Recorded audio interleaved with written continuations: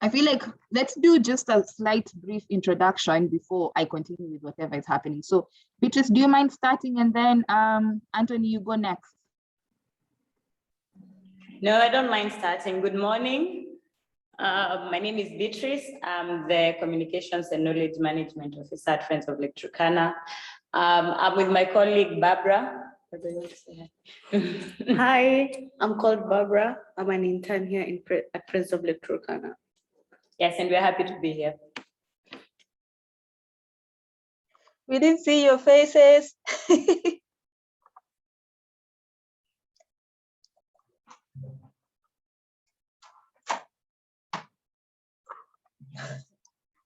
Okay.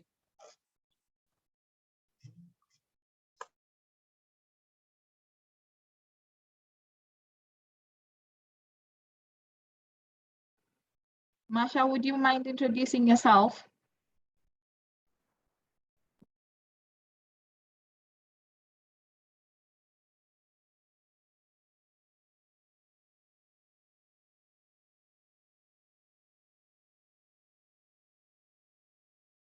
Okay, I don't know if he can hear us, but hopefully he will introduce himself. His microphone is on, actually. Anthony. Yeah,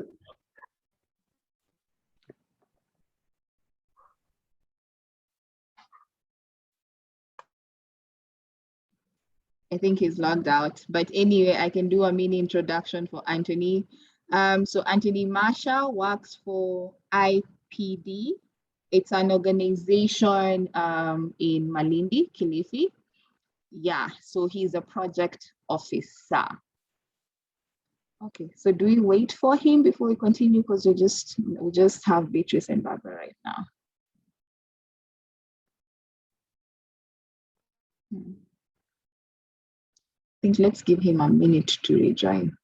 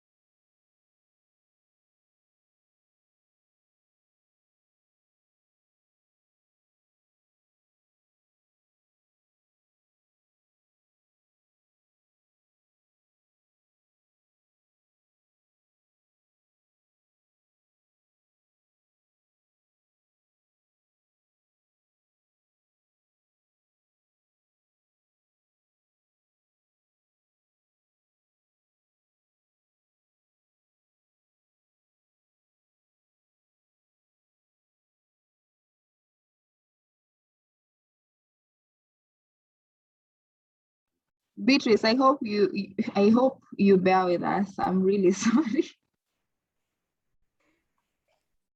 What are you hoping, Wendy? I hope you can you bear with us. I think Dupoto is joining in a few, and then I don't know if Anthony is going to rejoin, but we're just giving them like 2 I'm sorry, you're breaking. Come again. Oh, my goodness. Can you hear now?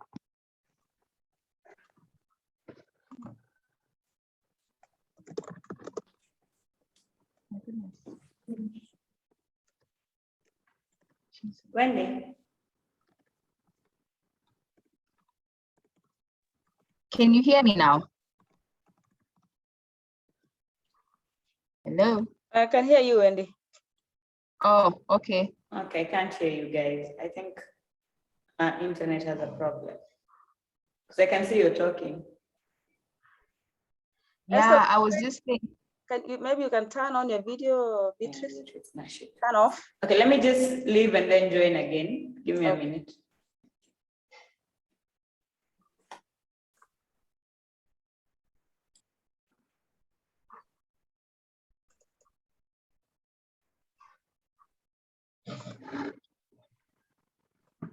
Dorina, my friend is joining in a few. She is in a meeting. Okay. And then she'll, yeah. Okay, so I've managed to get also Sally. She's saying she's sending someone called Esther because she's engaged in that other meeting that they were talking about. So It's okay. we'll just be with them. Okay.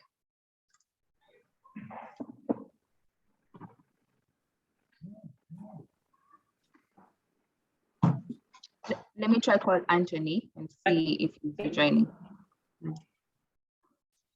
Okay.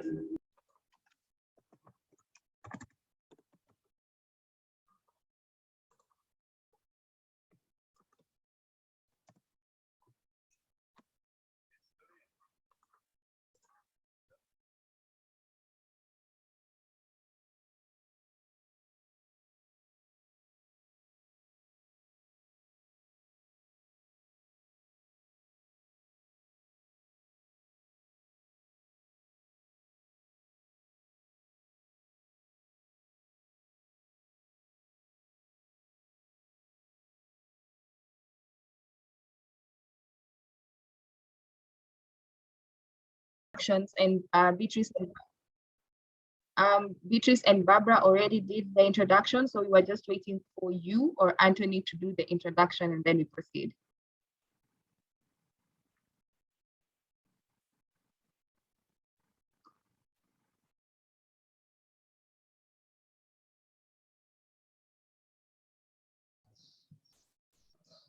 I'm glad to be with you this morning. Good morning, everybody. Good morning. Yes, happy to be with you. Thank you.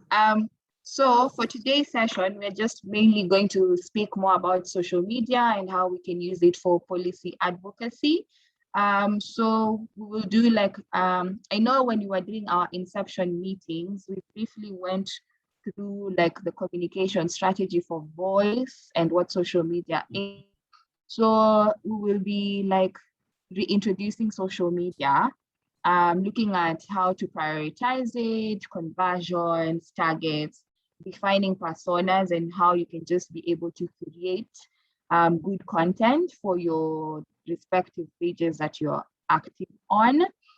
I know this was something that Zungu and Anthony really highlighted when we were doing the inception meeting, and it's something also Beatrice came from Fault and from Dupoto. So hopefully Dupoto will be able to join us.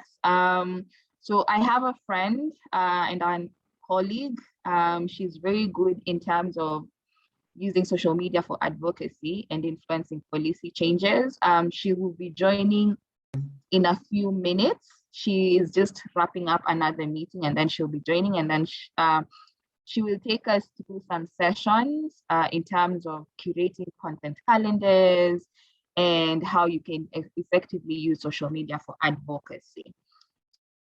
This is the guideline for today. And if you allow me, I think I can start with my bit of reintroducing social media.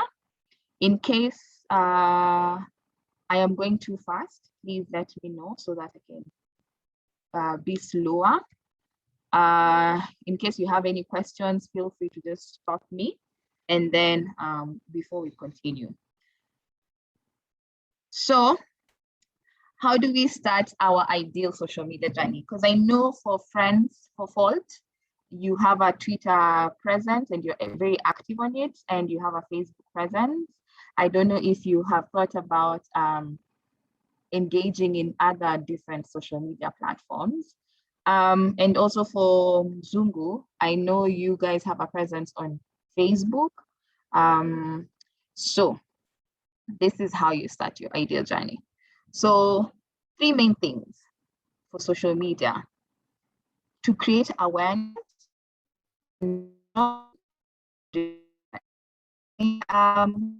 awareness particularly related to your different projects. This is dependent on the project and what you want different people to engage with you. Conversion is if you are thinking about, like, when you're doing your content calendar, do you want, because awareness can be 2 ways. You can create awareness in the sense that you're just sharing this information outside there, but conversion comes in when you want to, like, what do you want your stakeholders to do with the information that you are producing or curating? And then retention, is it something that really speaks to the different people? Because you see, proximity usually helps really much in terms of retention and conversion in terms of the social media postings that we do. So like, let's say, for example, Fault, you're based in Turkana. So is it some, like when you're curating social media content, I know there's some content that you can produce that might only relate to the people around Turkana, but is it something that you'd want a lot of Kenyans or the world over to relate with? So like when we are doing social media, these are some of the key things we should ideally think about when we are curating the kind of content we want. Because at times you can just curate content that is really proximate to your current location, but at times you can also curate content that a lot more people can be able to relate with. So like, it's essential to really map out your stakeholders or like the audience that you want to reach. And then from this, it can help you be able to create the perfect, not necessarily perfect, but posts or content that relate to your project and Fault or IDP as a whole. So I hope this part has been understood slightly. So how do you prioritize your social media platforms? So in terms of audience, format, and engagement, I know for Beatrice, you had mentioned that Twitter is a really good platform for you. So like when you're thinking about your audience, invest in where you know your stakeholders spend most of their time. So for example, Mzungu or Anthony, let's say for your instance, Facebook might be the place where a lot more people engage with, or even let's say our WhatsApp group. Groups, or like let's say community engagements or barazas. So like let's say you've really identified your stakeholders first when you're creating your social media journey, and then now you know these are the platforms that your stakeholders engage with. So maximize on that. So like you can say it's going to be a Facebook or it's going to be Twitter, or nowadays people are trying TikTok if it's something that appeals to you or appeals to your stakeholders, because you see different people will appeal to different platforms. So and then some formats, like this is something I try to re-emphasize to anyone who is in the social media space. I think I had mentioned this during the inception meetings, you don't necessarily have to be in all social media platforms that are out there. Just find something that appeals to your niche and something you can easily be able to upload that. So like if your strength is in Twitter, as for like Beatrice, continue maximizing that space. If your strength is on Facebook, maximize that space as well. You don't necessarily have to go through all platforms because you will experience a burnout. And also because this is a tip I have learned along the years, at times when you're curating content, you can't do a cross post of one thing in all social media platforms. There's a way you can write, it can be one message you're passing across, but there's a way you will need to package it so that it fits the number of characters for like Twitter, because Facebook gives you more leeway. So like there are different ways you can pass a message across, but not using the exact same message across all platforms. I think I will try to show you an example of posts I used to do. I will do this a bit later so that you can just see like a brief overview of how a message on Twitter used to go, a message on Instagram, and a message on Facebook. There are times I used to not do what I preach. I used to pass the same message across, but I learned that it does not really help with like retaining, because somebody will be just like, whatever they post on Facebook is the same thing you're going to post on Twitter. You need to like really customize your audiences.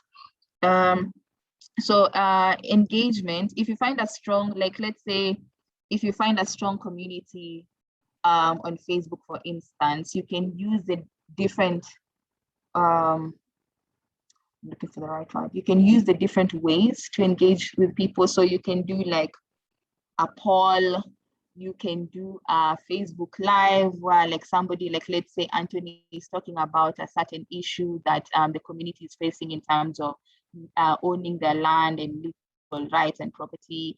You can do a Facebook Watch where people, like when issues like the elders in the community are talking, you're able to stream it so that everyone else who has access to your page can be able to see in real time what's happening. So there are just very many different ways you can engage with your different community.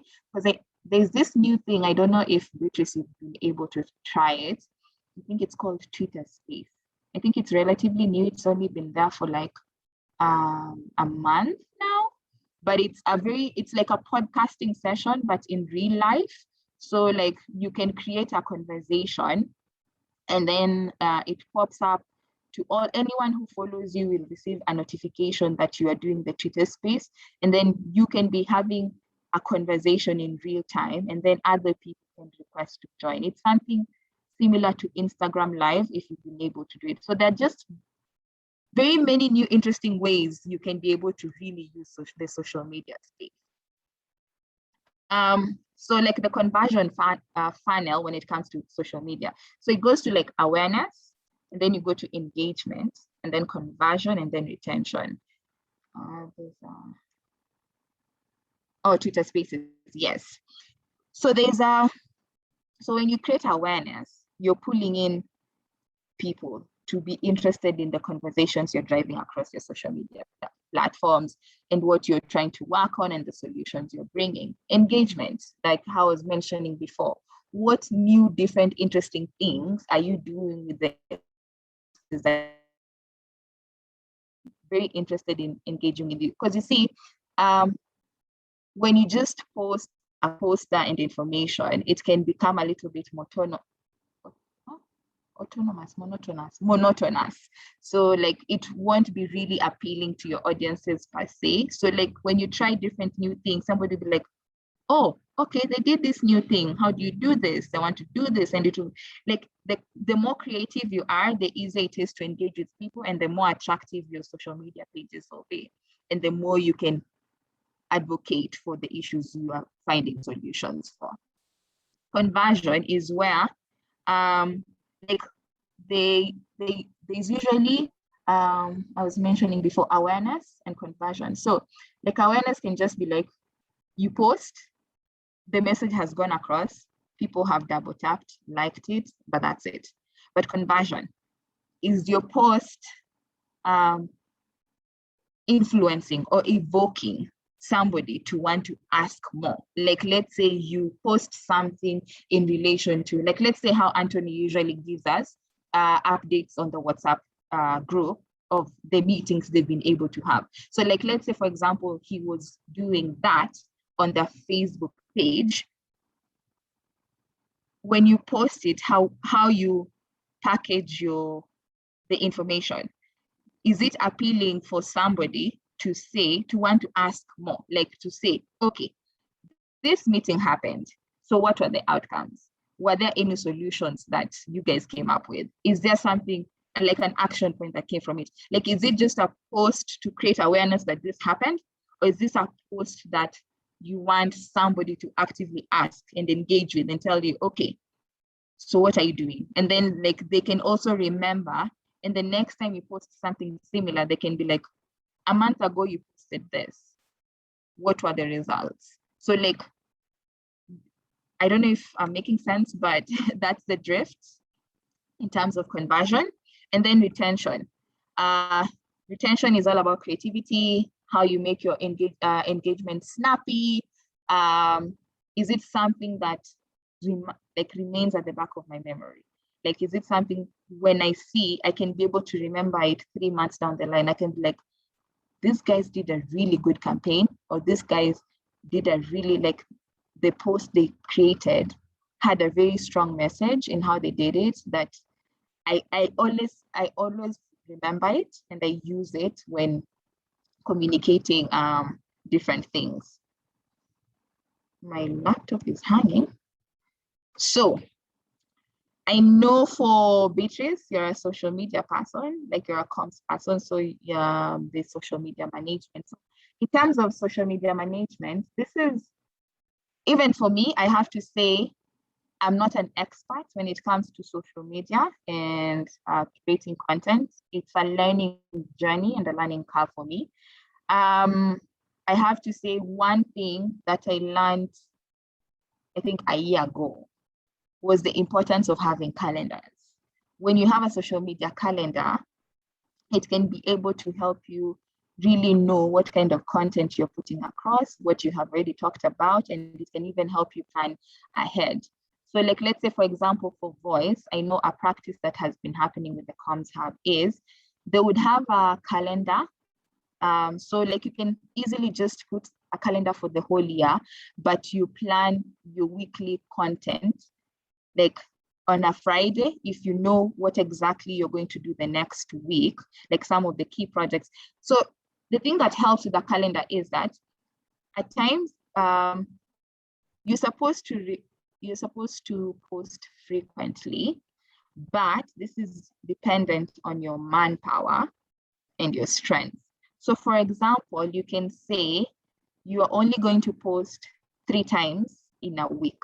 So if you are only posting 3 times in a week and you already know, like these are some of the 3 like key project activities you're doing, like let's say next week, you already think about how, like some snippets of what you want to pass across. So like, let's say the event Anthony had, if he knew about it a week ago, he'd already like tried to curate some sort of message. So you can do like a public notice announcement to say that this is a meeting that is going to happen and you can curate it today. So you can already figure out what you're posting on Monday, on Wednesday, and on Friday. So that is the importance of a calendar. And it can also help you know, like it can also help you measure your progress in terms of how you highlight, like how you pass messages across, like how you use your wording. Is it hope-based?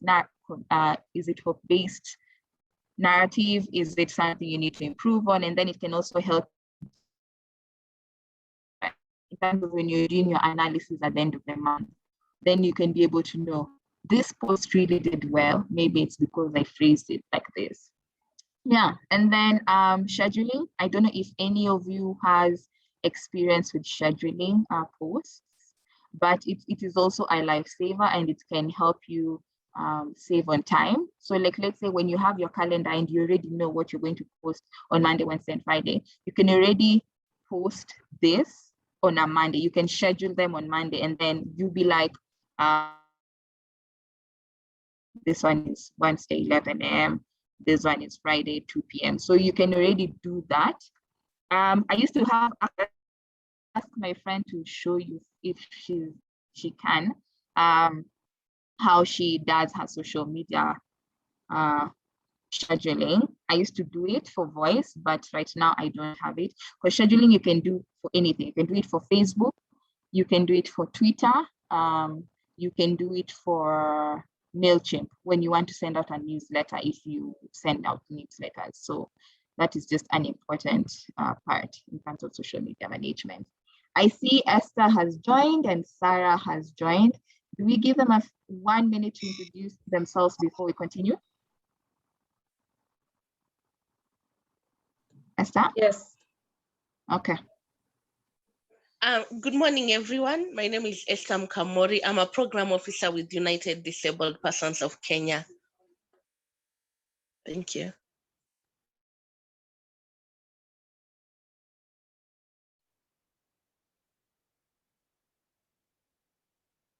Sarah, do you want to go next?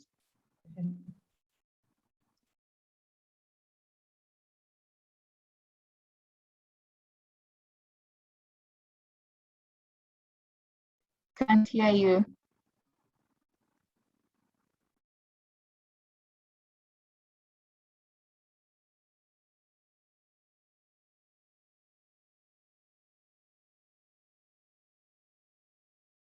As we wait for Sarah to rejoin, let me just continue. up to this point, does anyone have a question or clarification?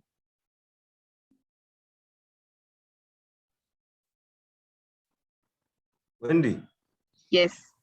I have a question on that scheduling a bit, put it, maybe you can elaborate it. Okay. So I wanted to see if we can do a practical example. So I'll ask Sarah if she doesn't mind to show us, because I used to have access to be able to do it, but right now I can't show you because I don't have access. But I'll just ask Sarah to show us like a snippet of how she does her scheduling of posts. Or as she introduces herself, let me just do something really quick and see if I can show you. Sarah? Wendy, can you just give me a minute? I sort It's out okay. my internet issues. Just Okay. a minute. Okay, fine. Okay, as Sarah sorts that out, let's just continue and then I'll try to figure out how to show you scheduling. I think we've talked about how targeting audiences. So when you're thinking about what you're curating for your social media, who do you want to reach and why? What do you want them to know? What do you want them to feel? And what do you need them to know? So a good tip when you're putting your social media post is that use a name and a face when you're curating content. So like when you are posting something about, like, let's say, the budgetary processes of active participation in budgetary processes in Turkana, like when you're putting that post, you can say, let's say Miss so-and-so was part of this process through this has happened. And this is what we are advocating more for. Because when you put a person's name and face, it gives that humanity touch or human touch, and then it's more appealing and it's more rememberable. This does not mean that all your posts need to be like that. That's why you need to really know how you want them to feel and what you want them to do. So if it's like a story of change, when you use a person's face or a name, it's more appealing and somebody feels more and they remember more. If it's something about a meeting, you do not necessarily have to put a name and a face. You can just say, Fort is planning this meeting, or UDPK is planning this meeting on this date, and like these are the meeting registration links, etc, etc. So you really need to think about these 4 key questions when you're doing your social media posts, because it will also help you figure out how you drive your content. So this is an exciting part. I recently learned about this because, as I had mentioned before, even I, as Wendy, am continuously learning. I learned about this year, actually. It's the importance of defining a persona in terms of when you want that name and feel essence when you're doing a social media post. So at the center is for voice, and like in general practice, is that when you're putting out your post, you should leave no one behind. So this will be in terms of inclusivity, in terms of the language you use. Like I can assume when I say TOC, everyone else knows it, but this might not necessarily be the case. So like when I'm posting out something in relation to TOC, which is a theory of change, I need to actually put it like put out the whole world. Why? I can't just say TOC, I have to put theory of change. So this is the essence of just leaving no one behind. So like try to really think before you post. So you're defining your segments. So this is like in terms of your audience, your medium, what you want to pass, what you need them to know, if it's something about campaign, if it's a campaign, if you're creating awareness, if you want them to engage with your content, and then you're defining your demographic. So let's say for example, you are doing an information IEC, information electric. Let's say you're doing a flyer or a magazine. You need to define your demographics. Let's say you're doing a flyer and you're using this, like for example, for your case, Mzungu or Anthony, you're using this in Malindi. When you know it's that context, your demographic is there, you can decide, instead of doing your flyer or something in English, it will reach more people if it's in Swahili. So like, that's just the essence of defining your demographics. Articulate to their values and beliefs. In as much as there's the overall project implementation you're doing, at the end of the day, those stakeholders will define the kind of content you create. So try to align to their values and beliefs in as much as you're thinking about inclusion and leaving no one behind. Then get to know your personas, get to know like who exactly are you interacting with, and what value are they getting from your organization and your project? Like, why is your project important for them to be able to engage with or want to know more of or participate or help you? Always curate your personas, and then you can refine them. The more you do your project implementation, the more you engage with them, and the more you are able to see like where they're coming from and what more they want from you. So for example, I tried to create a persona that we could use for today's exercise. So this gentleman, Mark is not his actual name, but he used to work for an organization called TICA. They're based in Kilifi County. I was just trying to create a persona for them.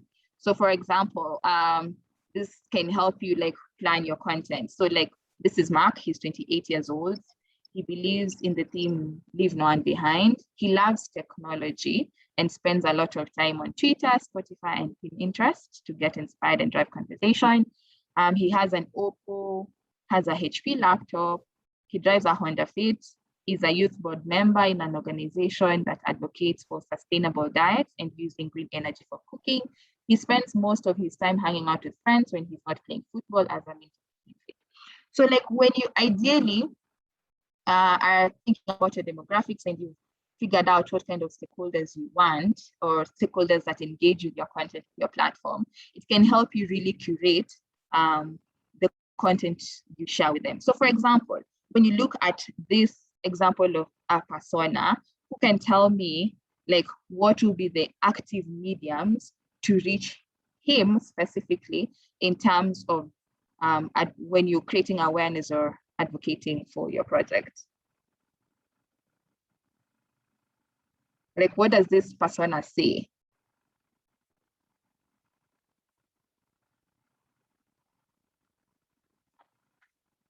Anyone?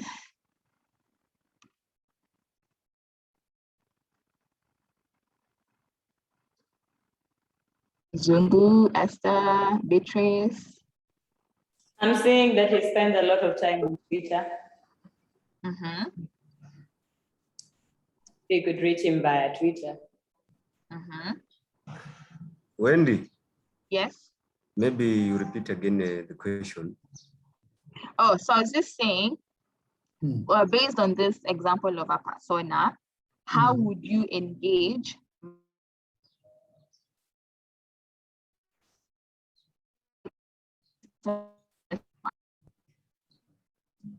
You know, there's a communication problem.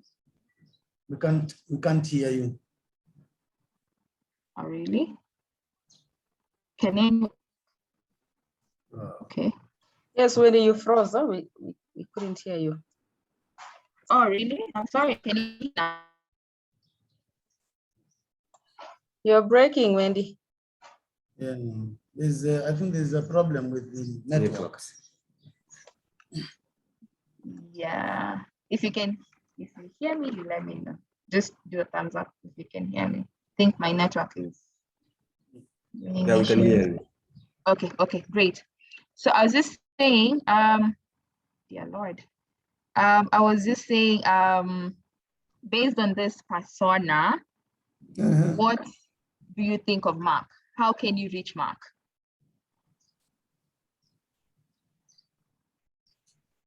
Beatrice has already said you can reach him through Twitter.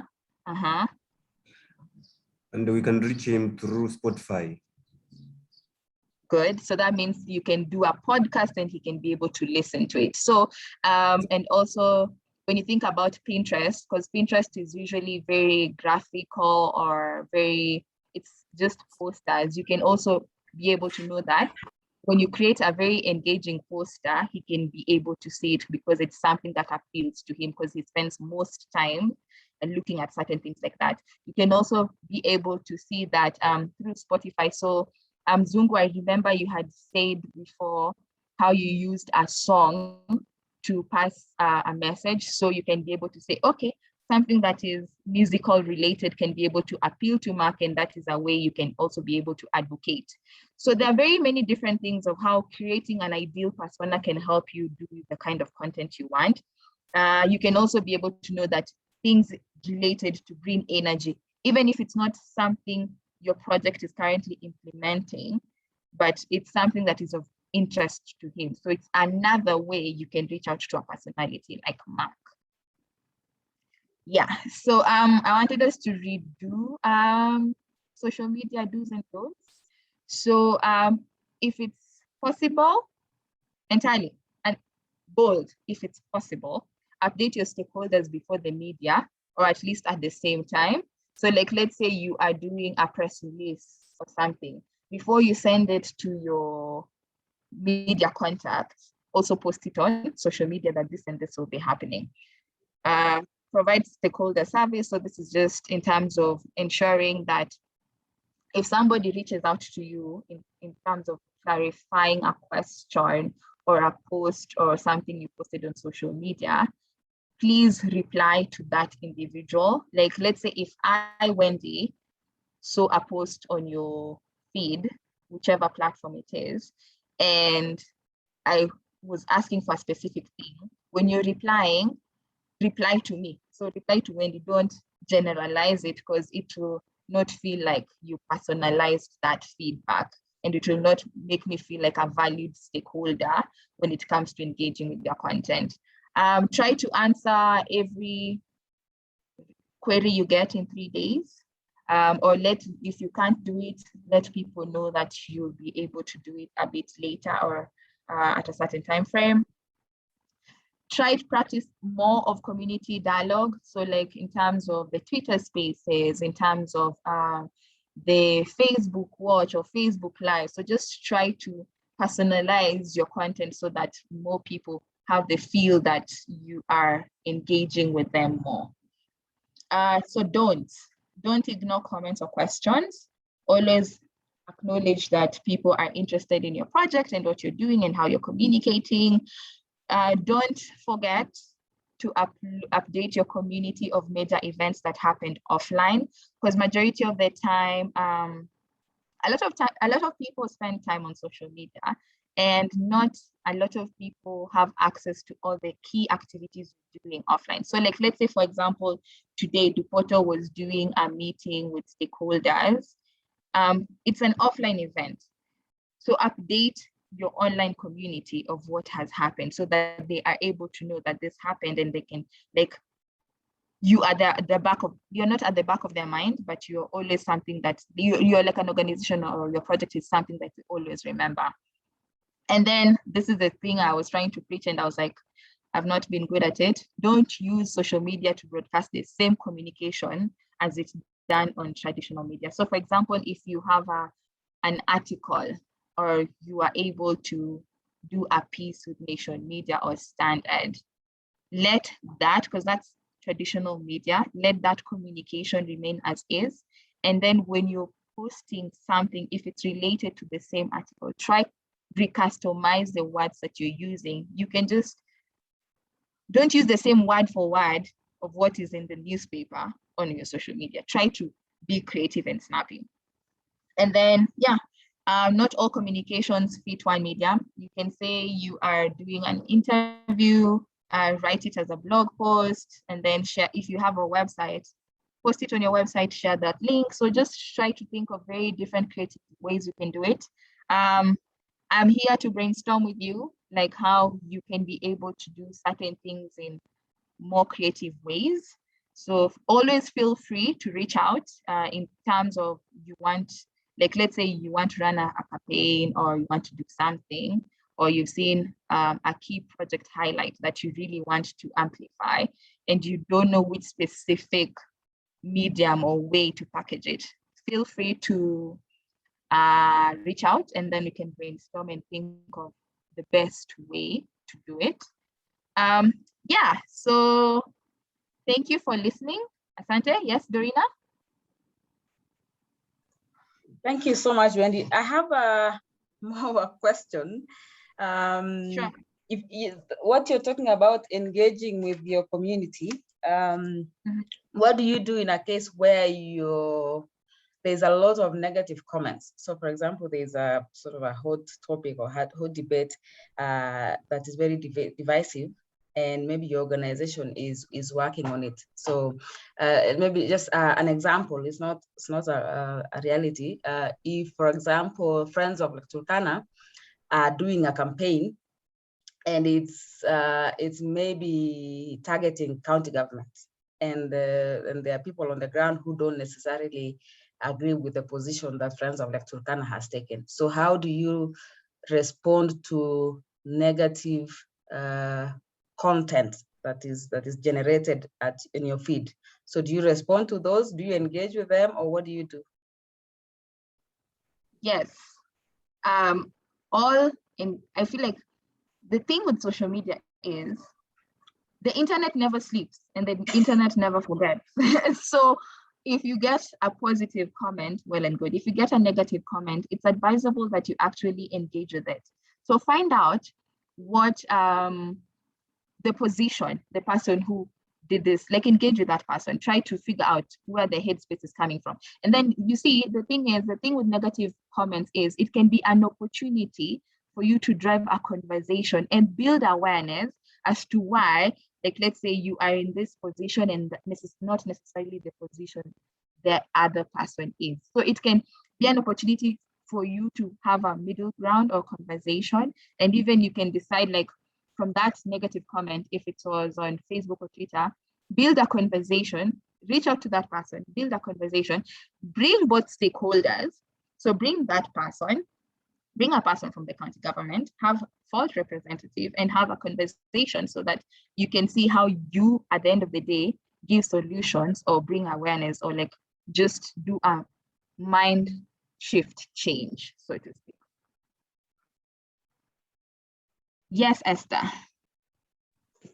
I have a question where you talk about not using social media to broadcast the same communication as on traditional media. So I'm thinking of a scenario where maybe we've done a newspaper article, so there is the link to the article. So then sharing that link on maybe Twitter, Facebook. So what you mean is, because at times when you share that, the caption will be auto-generated. So do you mean if you have something on a newspaper article or a blog article, you don't reshare that on the other platforms, or does it have to do with how you caption it? That's what I didn't get. Okay, sure. So you share the link, but it's how you caption it. So you can't just say, hi guys, we were profiled on Nation Media, and then you put the link. No. So you can decide, like, let's say, it's all about creativity. So you can decide for Facebook, you'll be like, on Tuesday, or you'll be like, have you checked out your newspapers today? We were highlighted this. Or like, let's say for Twitter, you say, we believe in inclusion because ABCD, or you pick a quote from that traditional media, and then you'll be like, we believe in inclusion and diversity. And then if you want to read more or interested in any, you put that link. So it's just about how you curate the caption, but it's the same link. You just, like, what we try to advocate for is just not putting the same word with the same link in all the social media platforms, because it is not catchy. So you need to be like very catchy and very snappy. Okay. Yeah. Hi, Sarah.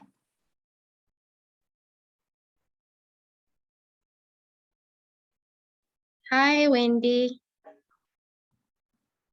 Please introduce yourself before I continue. Good morning, ladies and gentlemen, I think. My name is Sarah Nyakeo Mwangi, and I am very glad to be here. Thank you, Andy, for inviting me. I am the Communications and Advocacy Lead at the Independent Medical Legal Unit. The Independent Medical Legal Unit is an organization that creates awareness and calls for accountability around police brutality, violence, and enforced disappearances. We also work with different government agencies to call for policy, legislation, reforms around issues on security sector and human rights. Thank you.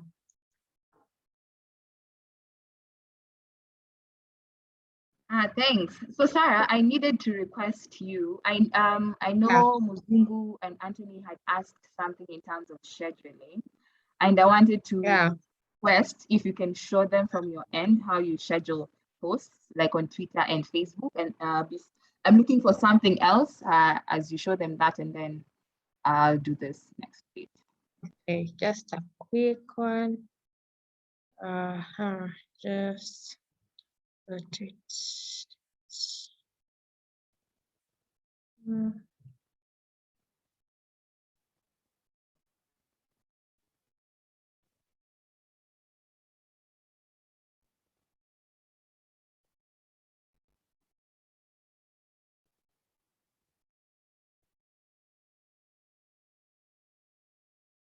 So for Twitter, I mostly use a platform called TweetDeck.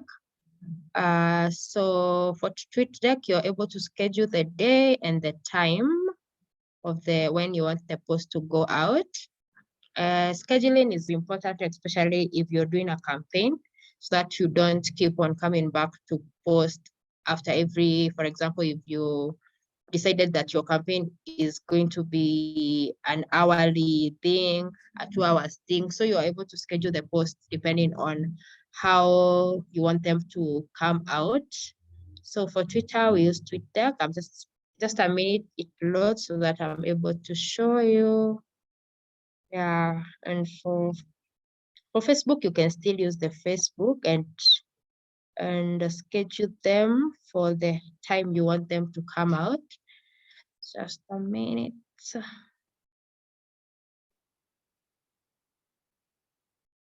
let me share my screen.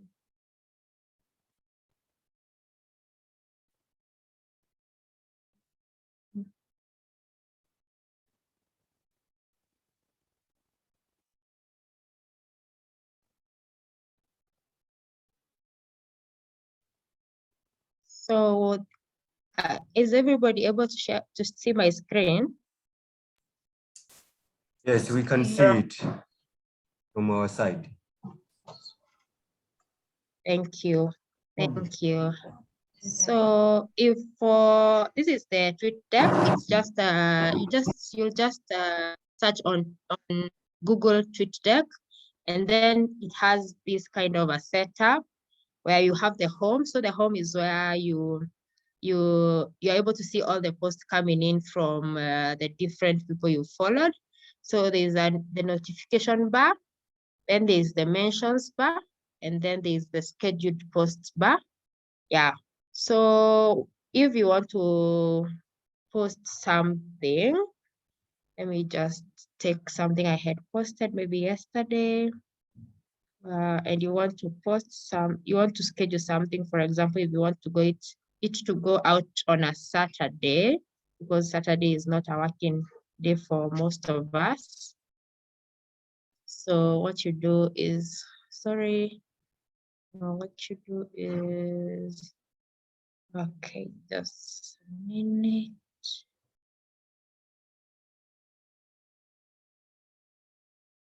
So you will come here. Let me just use this as an example. So you come.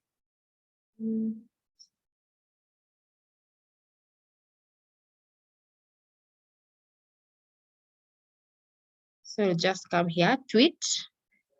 Then you will put the post in, you will edit, you'll ensure if, for example, it's the hashtags.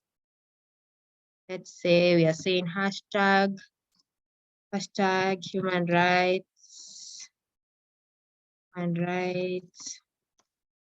hashtag and police brutality, KE. Yeah, then once that is done, you can add an image, for example, and I'll use this image. I had used it yesterday. So you use that image, and then you will come here, schedule tweet. So under schedule tweet, you will, for example, say there's the time here, then there is the day here, which is Friday today, but you want it to go on a Saturday because it's not a working day, and you will be busy doing other personal engagement. So you say you want the tweet to go at 10 a.m. on 20th November 2021. So once that is done,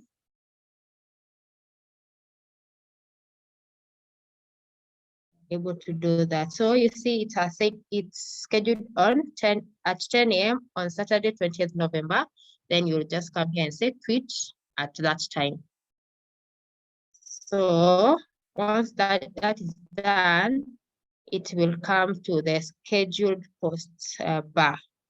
So tomorrow, once 10 comes, it will just post itself. Easy peasy. Was that easy or did we get it?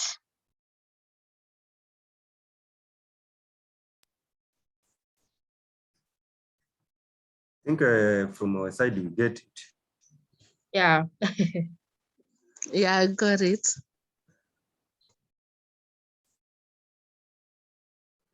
Thanks, Sarah.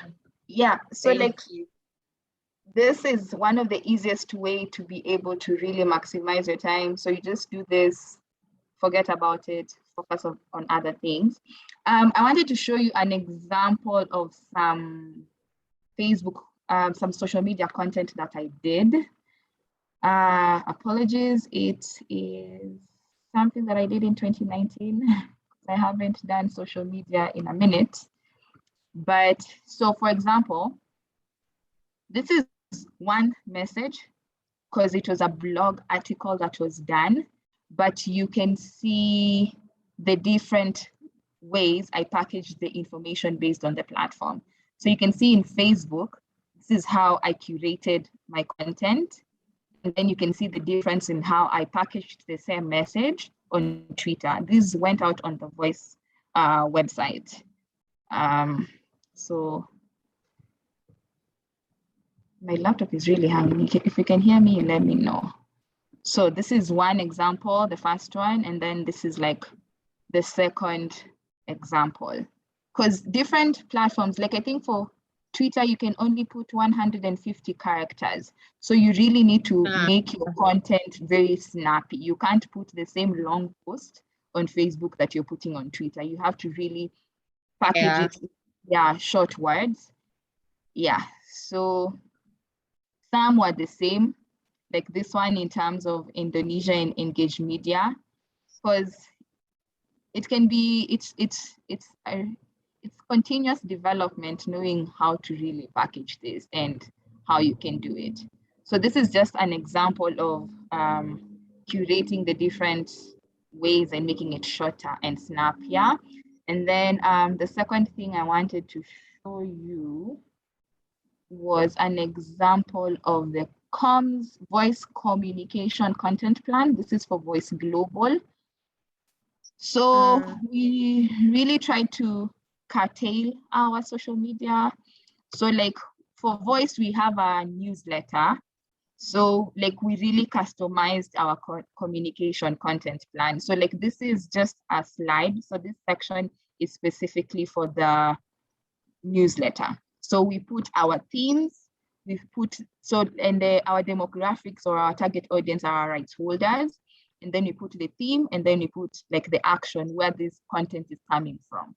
So like you see line number 8, which is this one, it was youth skills found within our 5 target areas. The rights holders are the age discriminated, the youth and the elderly. And then this action was coming from a newsletter that had been previously shared from the management team.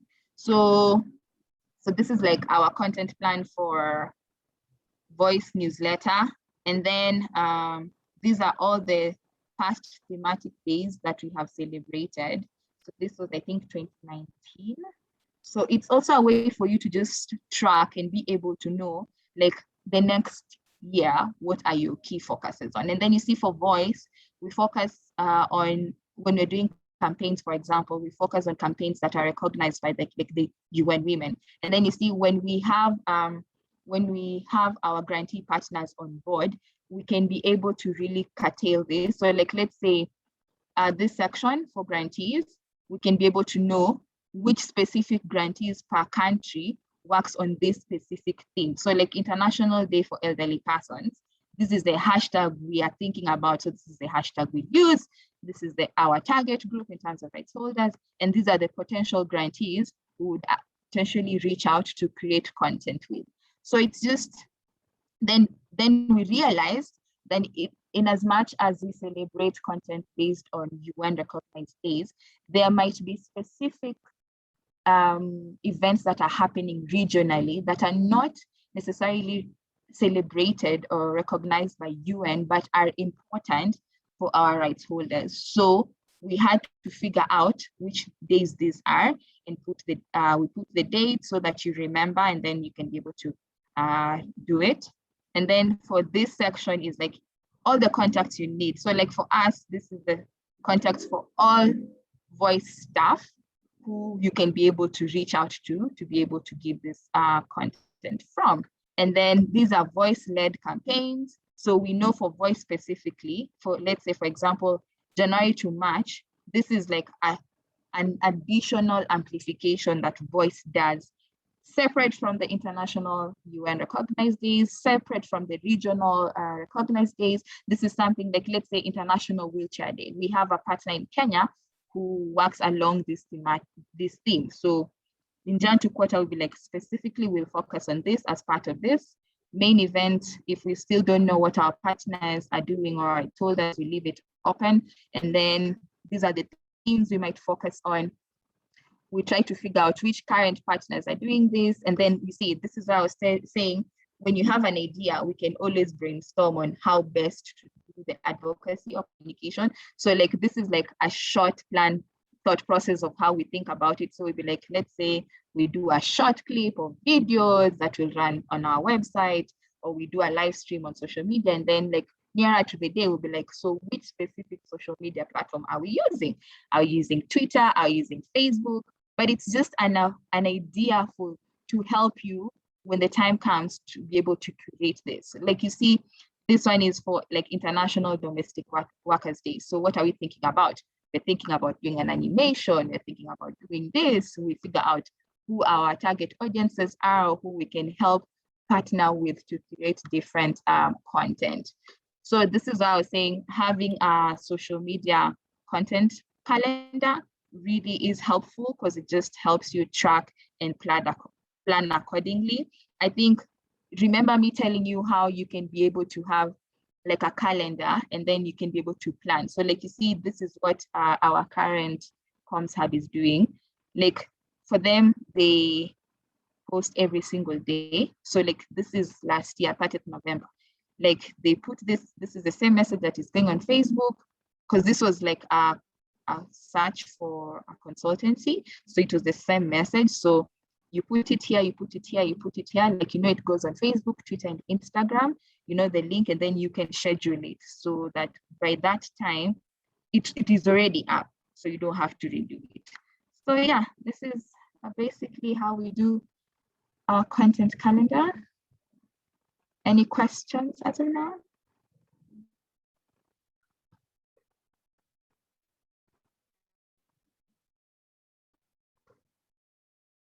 If not, Ms. Sarah's is supposed to take us through the next session. First of all, we'll have a 5-minute break.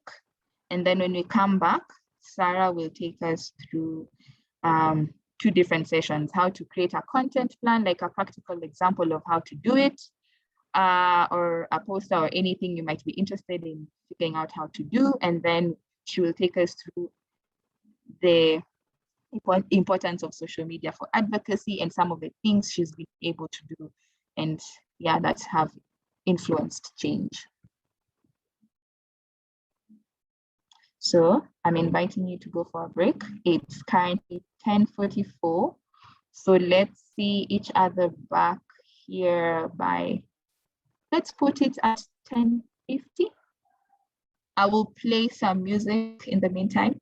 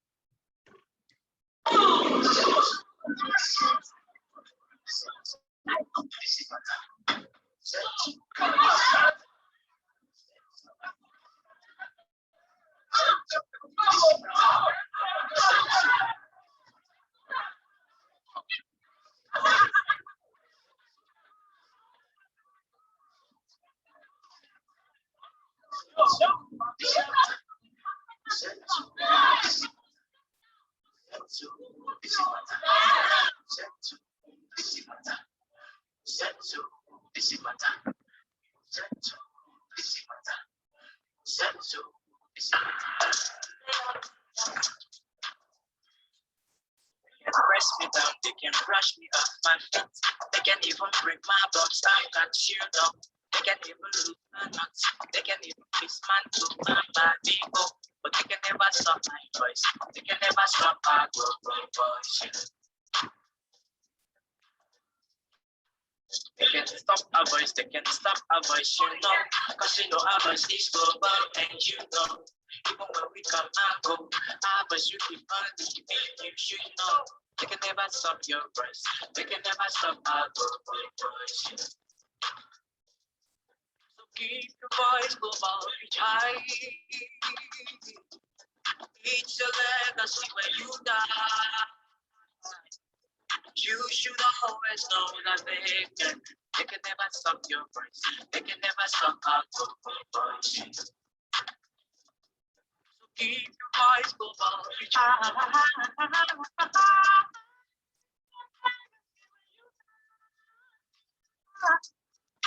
should always know that they can never stop our voice. They can never stop our voice. Speak your actions, speaks for you. If got no legs, you can still stand on twice as tall, you know. If you can think it, you can do it. You should know that they can never stop your voice. They can never stop our voice. Sometimes you really nothing, but you can say something. Oh, no, you should fear nothing. They can't stop your global voice, you know. They can never stop your voice. They can never stop our voice. So keep your voice global, reach high.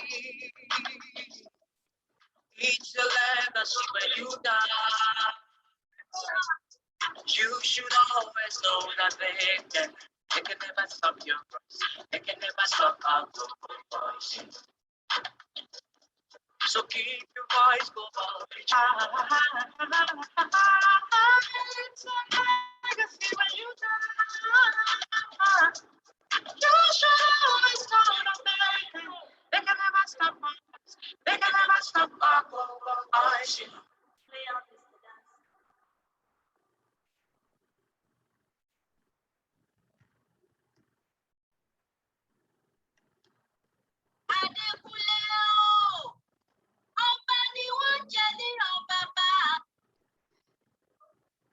I hope you were able to listen to the music.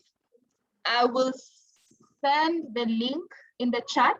So this is just an example of an advocacy project or initiative by a Nigerian partner. So it's one of the ways you can be able to do something in relation to content. I don't know if everyone is back. Please show me by a show of a reaction in the chat, then we can continue.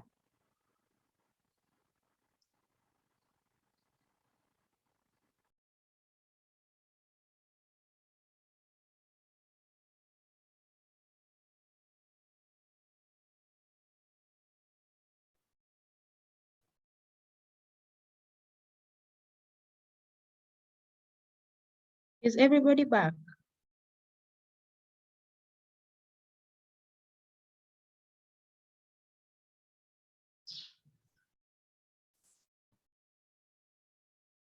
We are back. Okay, thank you.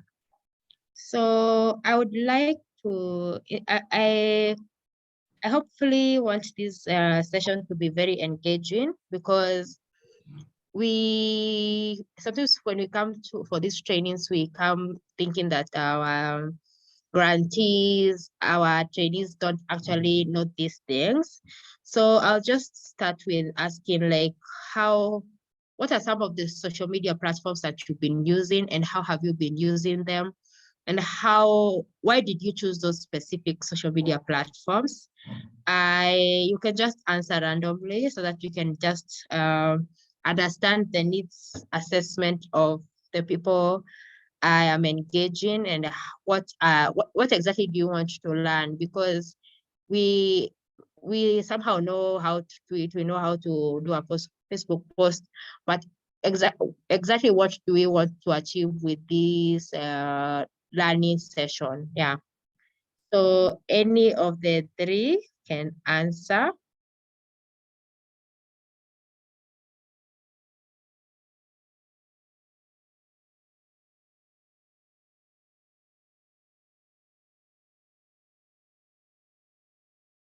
Mzungu, Esther, Friends of Electrocana. Anybody?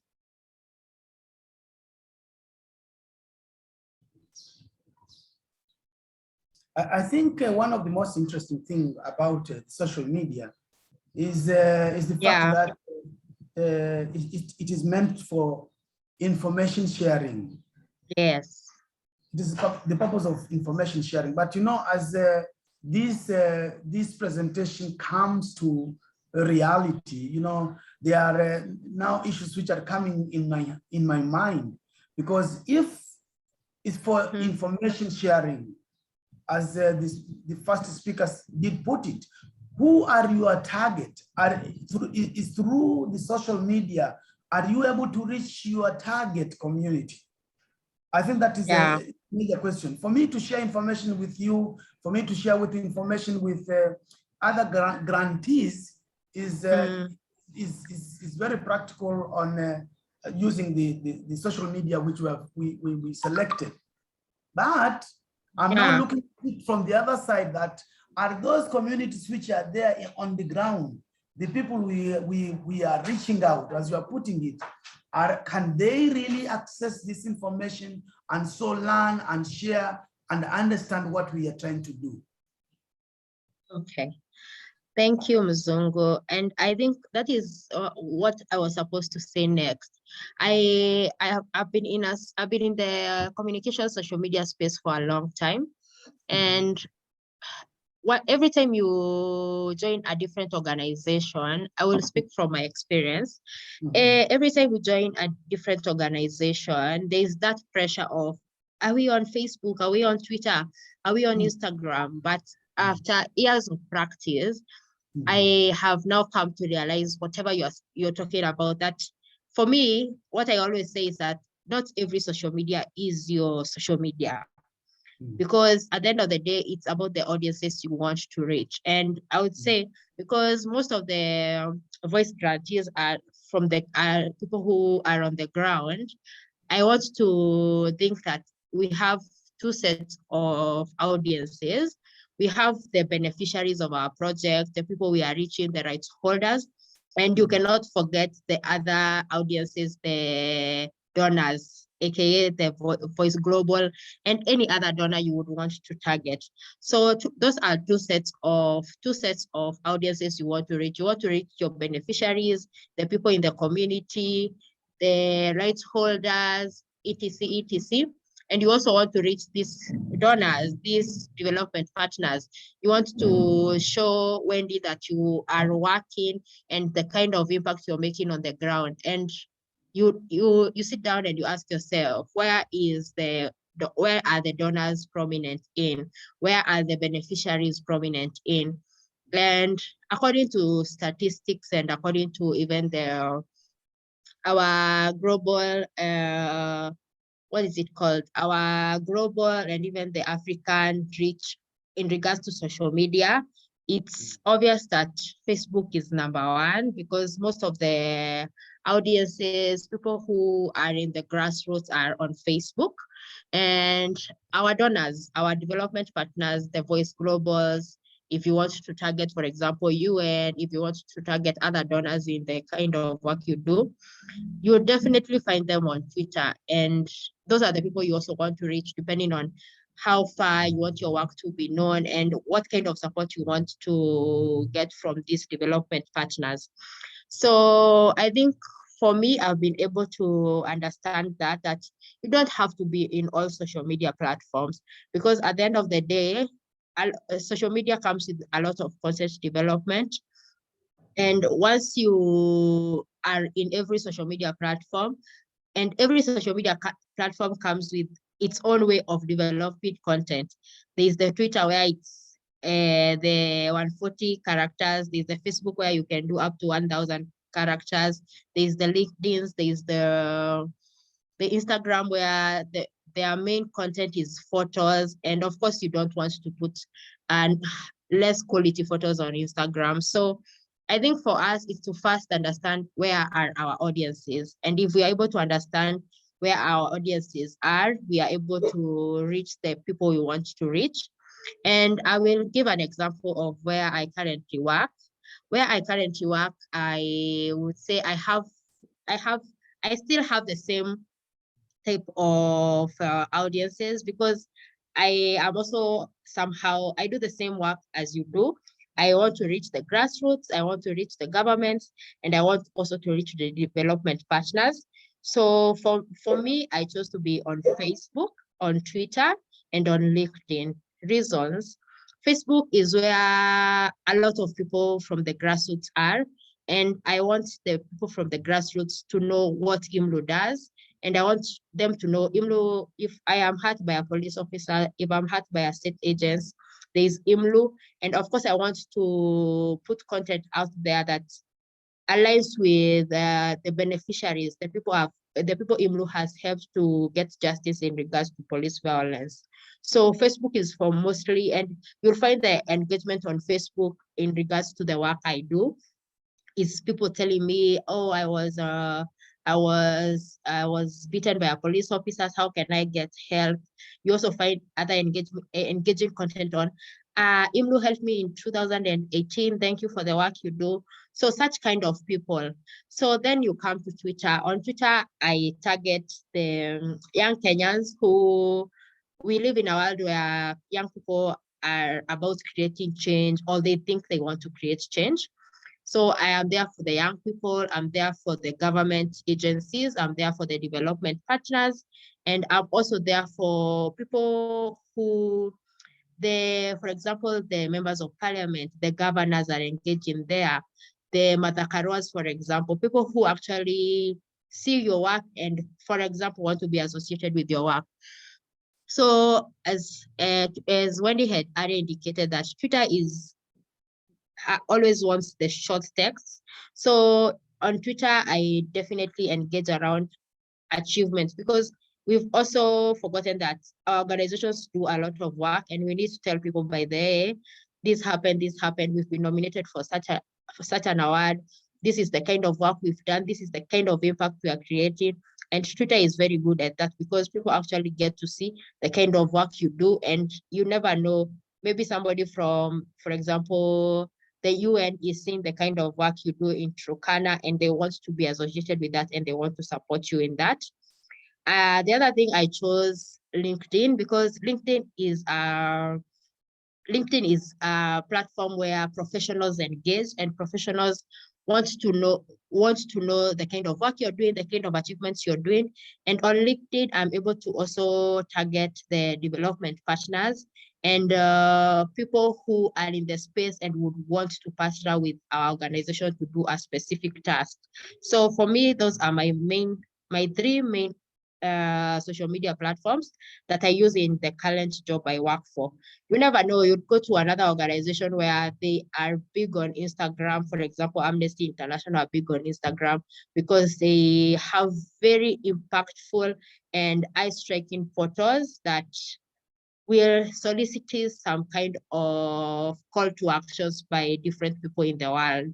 So, just either Esther or Friends of Electrocana, can I know the social media platforms you use, for example, and how the work you're doing on social media, have you seen any engagements? What kind of engagements do you get? And how do you translate that to the work you do every day? Maybe before they talk, okay. Okay. Don't mind me make a small statement which I feel it always pricks me. Yeah. When we are talking about the stakeholders, the term stakeholder is relative, and everybody is a stakeholder, including the communities we are talking about. Because when we talk about stakeholders, it's like the communities are not part of the stakeholders. We call them beneficiaries. But basically, from my perspective, if you look at it, you know, we are all beneficiaries. The communities are beneficiaries, as well as the IPDK is equally a beneficiary. And Wendy and the rest are equally beneficiaries. So I have that formula, and I would love to ensure that there's that inclusivity we are talking about. That when we are talking about the stakeholder, we do not leave out the community members. Thank you. Yeah. And that's why I said from the word go, you need to understand who are the audiences you want to reach. So the stakeholders, of course, a stakeholder is an umbrella word, because a stakeholder is it's the community, it's the beneficiary, it's the right holders. Even government agencies are stakeholders because you're working with them to be able to achieve a certain goal. Even your donors, for example, the Voice Global, is your stakeholders because they are helping you achieve whatever you want to achieve. A stakeholder is somebody who actually ensures that you are able to achieve your goal. And everybody is a stakeholder, but you narrow it down to what kind of a stakeholder is it? Is it a stakeholder who is a direct beneficiary? Is it a stakeholder who is coming in as a partner to make you achieve your goal?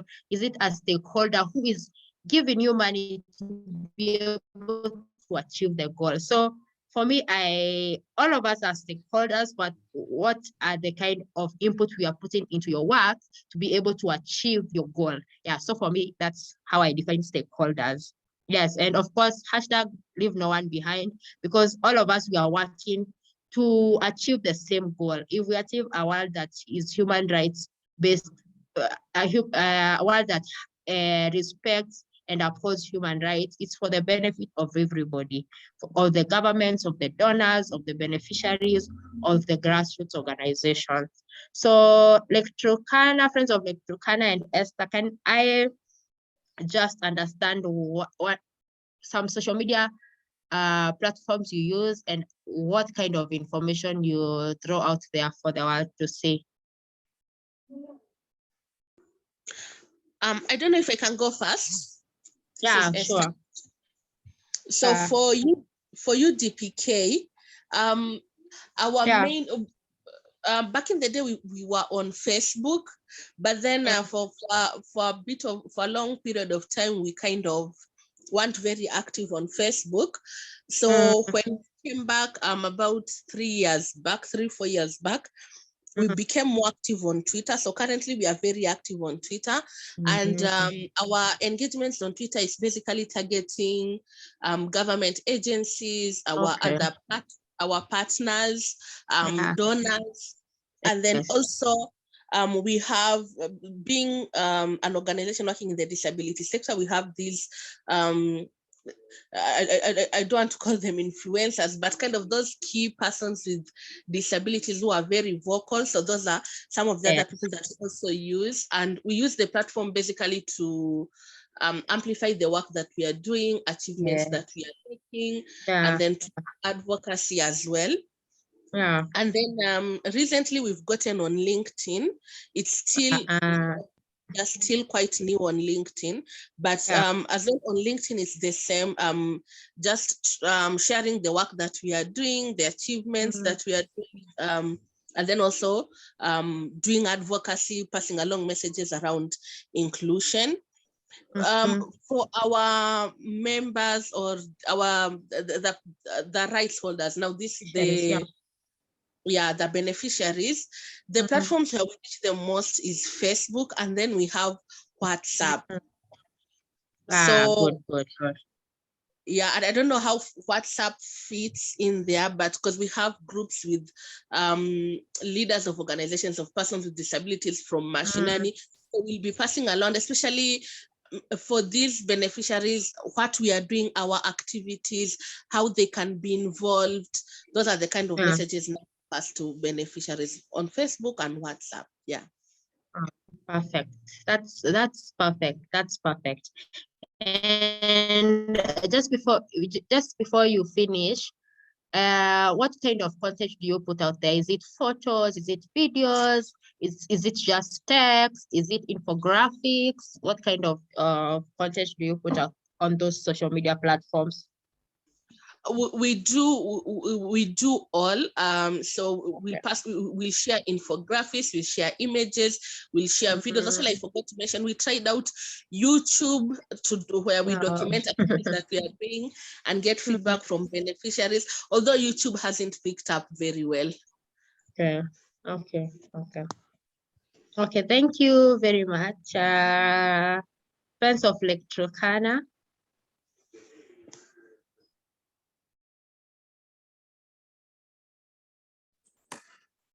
Hi.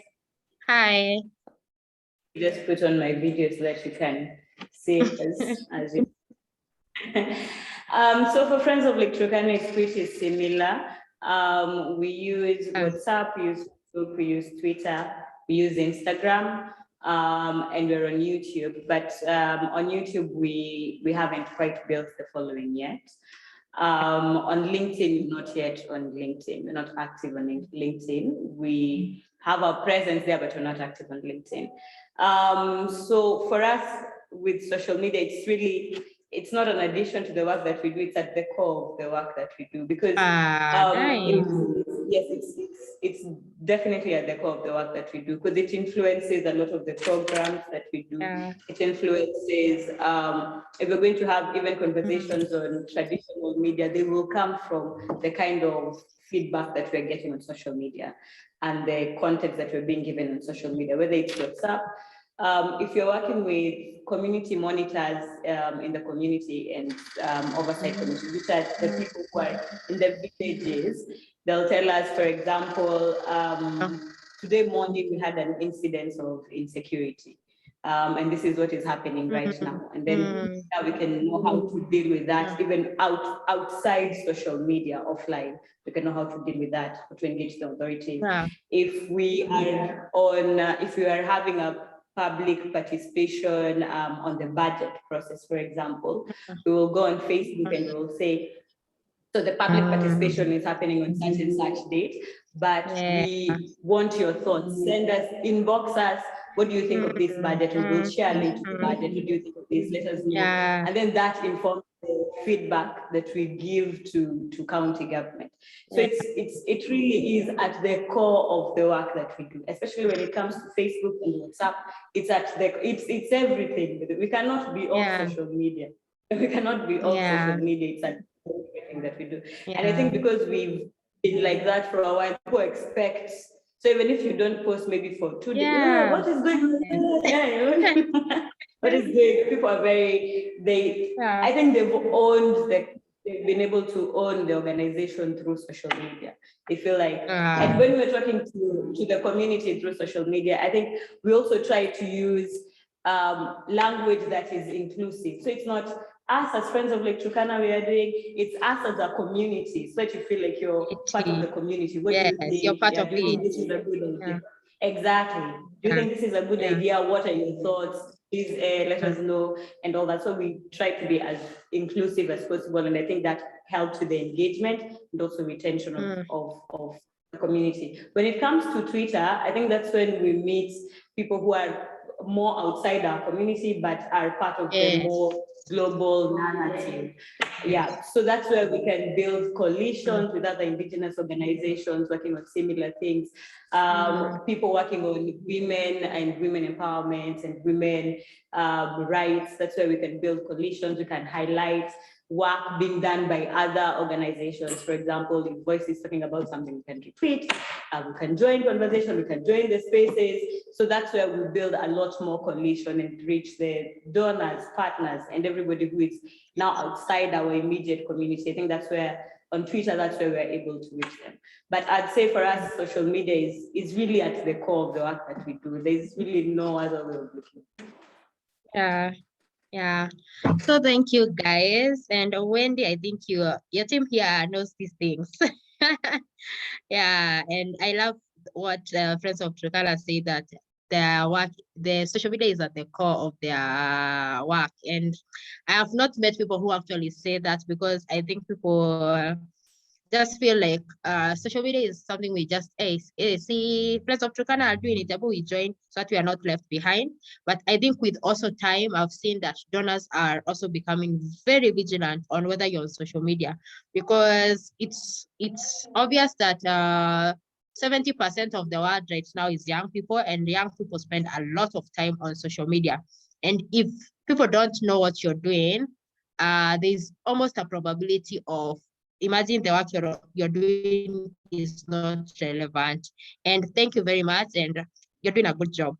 So just Wendy had already started this conversation around a content calendar, and a content calendar is just a way of having once the year starts in January and December, you are able to understand what kind of content you'll put out there.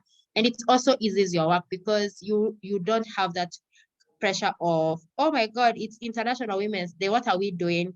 Once you do the annual content calendar, you are able to just almost always refer it to know what are we doing on January, what are we doing in January, what are we doing on the International Women's Day, for example, what are we doing on December 10th when it's the Human Rights Day. So with a content calendar, you're able to understand some of these things, and you're able to plan ahead. You're able to fundraise if you need money to do a particular campaign. And on your screens right now, I've just put up a sample content calendar, and most of the time it's the content calendar I use in my current job. And the content, it may look a bit heavy, but it somehow saves you a lot of time once you start the year. And of course, there are those things, there are the upcoming things, the reactive things that come in between the years, in between the months. And if you don't have a content calendar, now you're thinking about, for example, a certain international day, and you're also thinking about these things that are reactive and upcoming. So I just want a volunteer, and we can go through this together. We can just use their organization and as an example to do this. So the content calendar has 1, 2, 3, 4, 5, 6, 7, 8, 9, 10, 11 columns. And the first one is the content project name.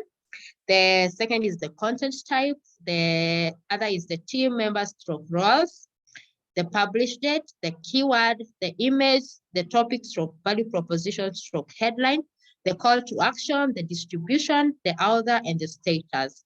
So can I just get one volunteer who we can try and come up with a content calendar, content for this particular content calendar?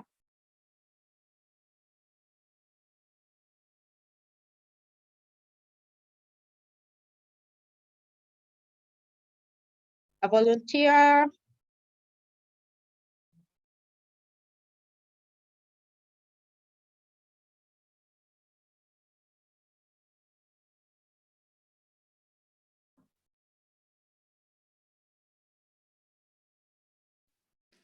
All right, I will volunteer. Thank you. Thank you. So we'll start with the first column, which is the content stroke project name. So what is something that you're working on in the near future, or you hope to work on, and you want it to be planned for in the content calendar? We have the 16 days of activism that are coming up Yes. against gender-based. Yes, that's next week, right? Yeah. Same. So the project stroke, the content stroke project name is 16 Days of Activism. So under the content type, this is where you decide whether it's a video, for example. Is it videos? Because 16 Days of Activism is definitely a whole week. I think from the 25th of November to say 9th of 10th of December. So the content type you'd say, yeah, you'd say videos, images, you'd say infographics, you'd say infographics. You might say we're in the era of Facebook Lives, Facebook Lives. We're also in the era of webinars. You'd also say Twitter Space,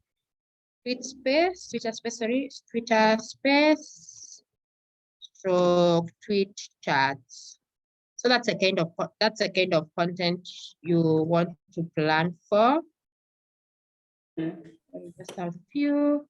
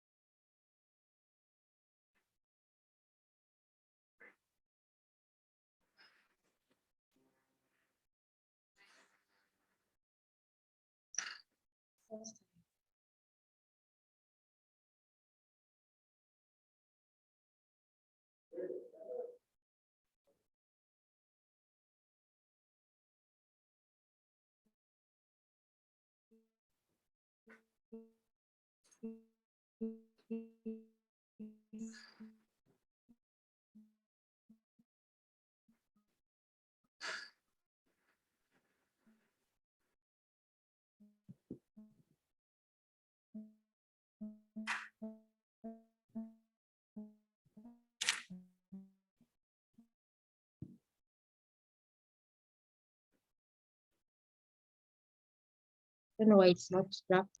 Just move on to the next column before I figure it out why it's not text wrapping. So the other one is the team member stroke roles. Sometimes I always feel like the comms people get a lot of pressure to be the team leads, the team roles. But for example, in organizations where different people do different things, for example, the people who do issues around women, maybe in Friends of Electricana, there are people who do I don't know what I'll call it. There's people who do issues around gender, maybe people who do issues around community, just the community awareness. So under team members, you can always put the person who is responsible for that particular program, because this person is supposed to guide the communications person on how he or she thinks about the campaign, thinks about the content that she or he wants to be put out there, because he or she is the person who leads this particular program, and he or she wants it to be profiled in a certain way. So under team members through cross, that's why you'll put the program officer and of course the communications person, because the communications person is here to support the kind of work you do. So for 16 days of activism, you'll do, the published dates will definitely move from 25th to 9th of December. But here under the published date, it's also wise to do, what are we putting out on 25th November? Are we telling people, Friends of Turkana are doing this thing to remember the 16 days of activism? So under published date, it's also wise to always say on 25th November, are we announcing that we are participating on the 16 days of activism? What are we posting on the 26th? If, for example, we have meetings we are doing around that, we are doing awareness creation forums, we will do that on the 27th. So it's easy under the published dates to always define what are we posting on this particular day, so that you decide on what you will do. Are we doing on the first day, are we announcing? The second day, are we saying we have these meetings with communities on the way forward? So under the keywords, of course, for this particular project is 16 days of activism is a keyword, and 16 days of activism, where we also have, which is an international campaign. We always have this what are they called? The thematic areas we are speaking on. For example, if 16 days of activism, I think we are still going with the orange is then, what is it called? Orange is something, orange to the world. So orange to the world is also a keyword in this particular campaign. Another keyword in this 16 days of activism campaign, for example, is end of sexual gender-based violence, women, etc. For example, for this particular campaign, I am just giving examples because I am also aware of the campaign, and it's also something I'm also working on. So everything is on top of my mind. Yeah, so those are some of the keywords. And of course, these keywords and content type, you should ensure that the keywords are well captured in the content type.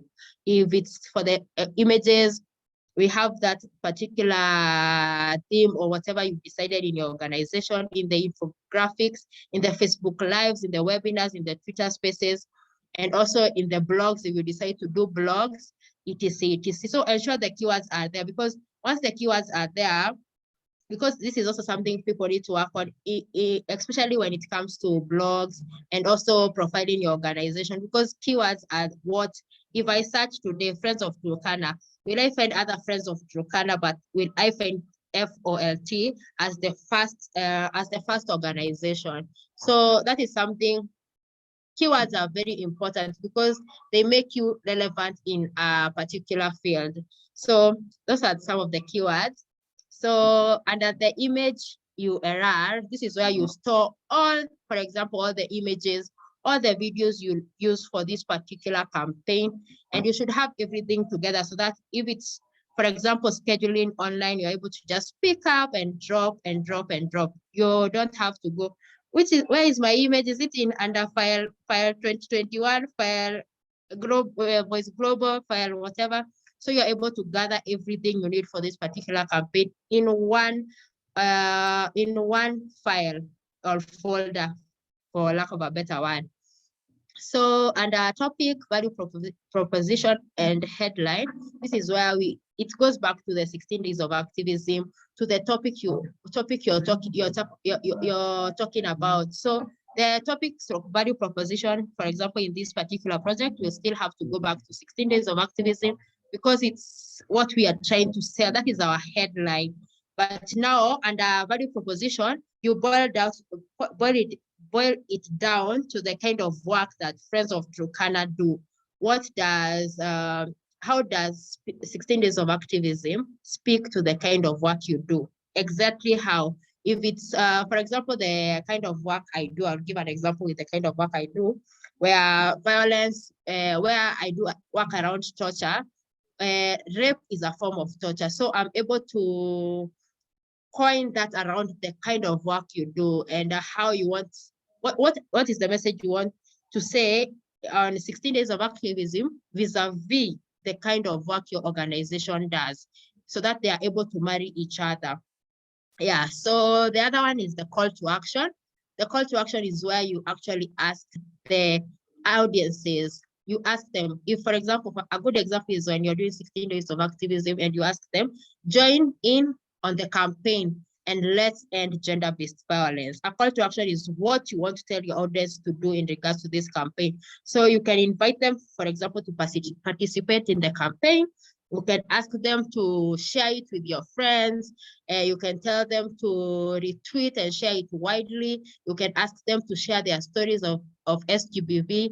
A call to action is what you want your audiences to do. So under the distribution is now the channels you want to use. So is this content good for Twitter? Is this content good for Facebook? Is this content good for LinkedIn? What I know for sure in, for example, 16 days of activism, it's a very active campaign, and Twitter is, I am sure next week, everything hashtag is orange to the world, hashtag 16 days of activism. So you also see which distribution channels are best fit for your campaign. And that will work for different campaigns. There are campaigns that are doing very well on Facebook. There are campaigns that do well on Twitter, but mostly international days do very well on Twitter because everybody is feeding into the hashtag that is trending worldwide. So on here, you decide whether it's, for example, if the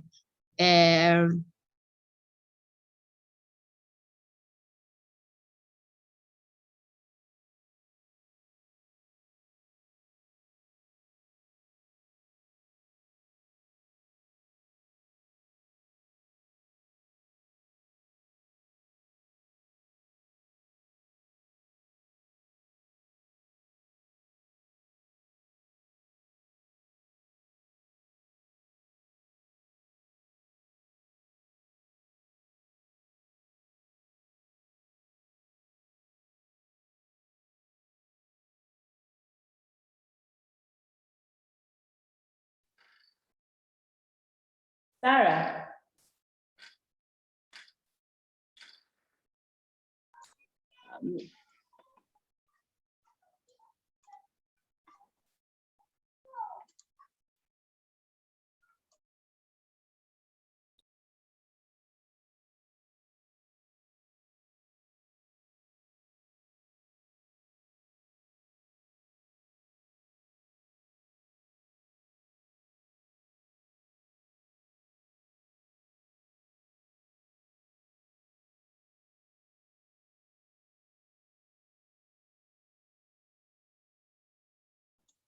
Hi, Sarah.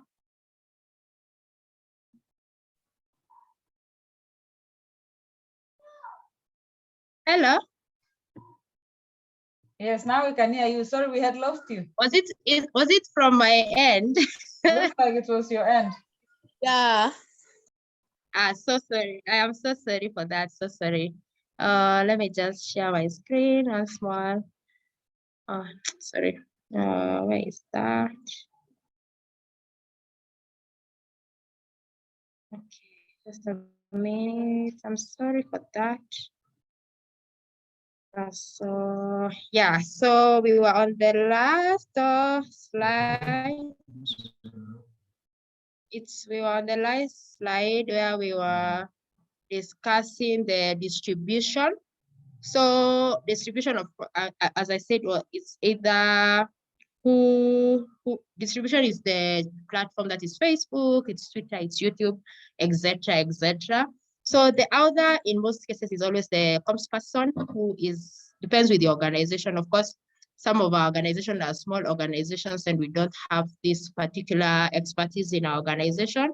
But the other is it's definitely the person who is tasked to be the manager of these social media platforms. So the last part is the status. The status is where we say whether it was done or whether we felt this content was supposed to be posted respond to the other day, or whether we have rescheduled the content to a different day. So it's where you just say the status. And for those people who want to go overboard, you can also discuss how the content did on the social media platforms. Yeah, so that is basically the content calendar I use for the work I do at the Independent Medical Legal Unit. So if you have any questions, you can throw it out. And for any comments, you can just comment and give feedback Sarah, on whatever. You know, we are all professionals. I may have left something. Yeah. Yeah. because of the network, we could not Yes. get you on the part of distribution. Okay. Okay. On the distribution, it's where you choose a particular platform for a particular content. So if, for example, you have what I do, for example, in my case, every time I do, for example, videos, I always have the bigger video, which is 10 minutes. Then I'll do a 2 minutes video for the social media platform. So under distribution is where you choose where this content goes to. So if, for example, Sarah here has 2 videos, the 2 minutes one and the 10 minutes one. So I'll choose that the 10 minutes one goes to YouTube if I have a YouTube channel, and the 2 minutes one goes to Twitter, goes to Facebook. Yeah, and this is where you also choose these images. Will they go to Twitter, and how will we caption them? Will they go to Facebook? So the distribution is where you choose the particular social media platform you want this content to be sent out to. Yeah. Thank you for the elaboration. Yeah, and I think I don't know whether that is when I dropped off. I was saying that when it comes to social media platforms, if you can always make sure that the social media platforms are aligned. If it's not so much, but just make sure they are a bit aligned so that we don't have people from Twitter enjoying so much good content and people from Facebook enjoying the boring content. So if you can, like Wendy had indicated, just ensure that if, for example, you're telling a story on Sarah, for example, I'll just give an example with the kind of work I do. You say that IMLU has supported Sarah, who was brutally brutalized by police officers. We have taken his case up, and of course, that will be a long story. Just know how you're going to make it short for Twitter so that people on all social media platforms, especially the text-based ones, are able to enjoy the same content, so that not at the people from Facebook are just enjoying the boring content, and people from Twitter are always getting the best content, and people from Twitter are always knowing, hey, for example, Friends of Turkana, they won this award, and people from Facebook don't know. So if you can always ensure that your social media platforms are somehow aligned, not always, but somehow. Yeah. So yeah. So any questions, any comments?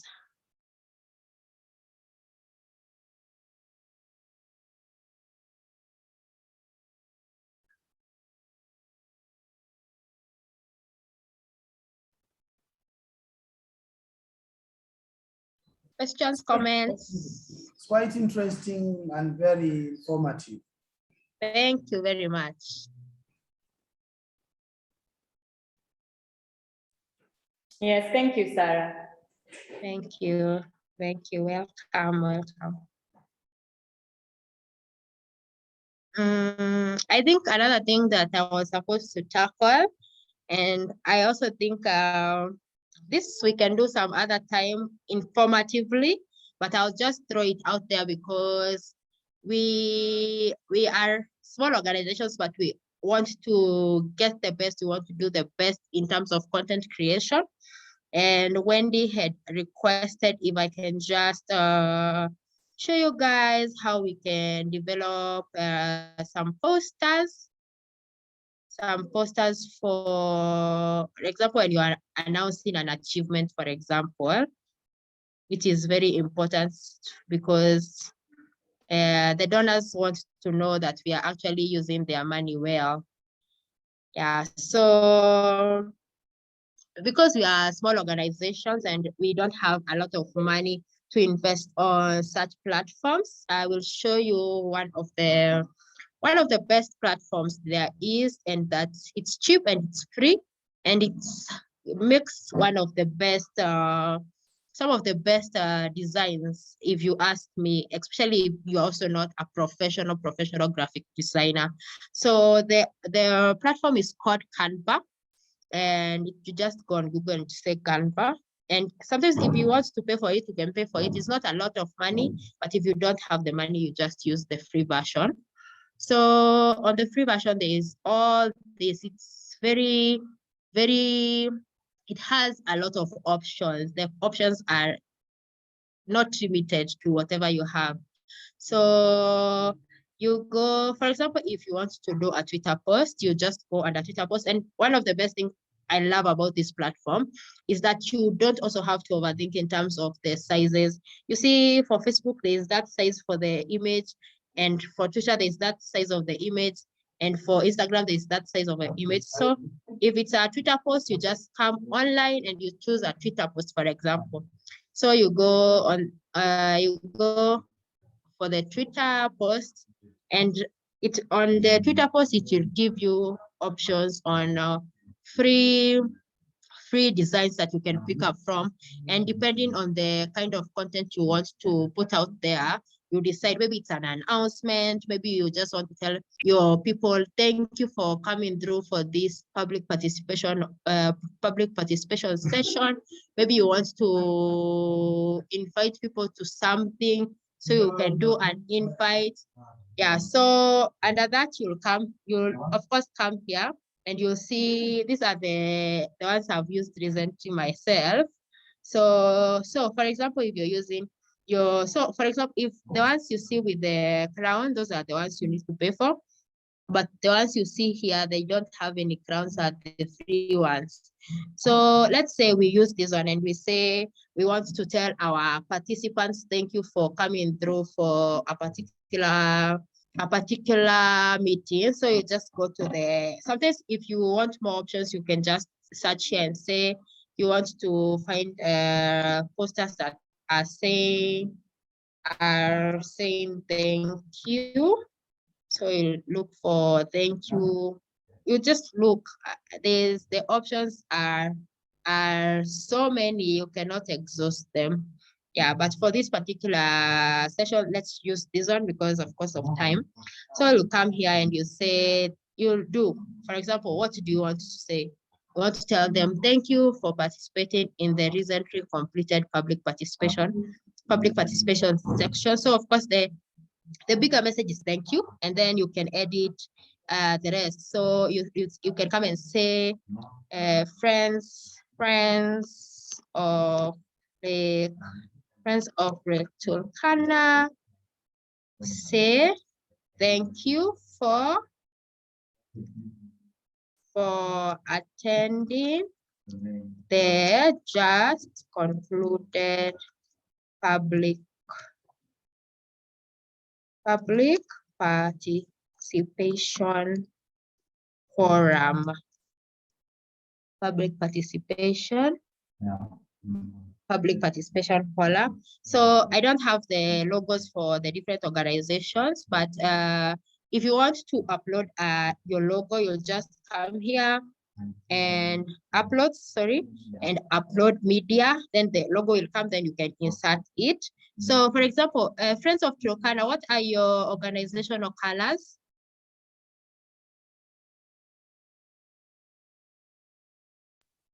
Blue. Blue, yeah? So Blue. you just customize the images. What? Sorry. Blue. Oh, so it's just blue. Yeah, it's blue and white. Okay, yes, so which blue? Okay, so allow me to just assume it's royal blue because where I work also it's royal blue. So okay. Yeah, so you just come here and customize the images to your color. So if so you just go there go there and put a blue, for example, just search blue here, say blue. Then it will come, then it's going to change to blue. If you feel these they are not being seen well, you can make them bold, and you can make them maybe a black so that they're able to be seen. And then you can change this, you can change all this to a color that best speaks to your organizational branding. So, sorry. Just a quick one. So you just come here, edit, and then you'll do blues. Oh, sorry. Oh, sorry. So you'll do. And if you also feel that these things are too much, you can, of course, delete them so that you're able to, it's that everything here depends on your level of how creative you are. And you can do whatever you want. So you replace the background. So that is where you replace the background, and you can decide, let's do a white. If you feel that white looks better, let's do a blue. If you feel the blue feels better. So the options depend with your creativity and how you want this particular thing to look like. So you'll come.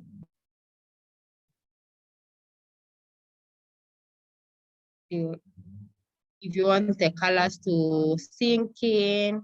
So the whole point about the Canva, it depends with how creative you want your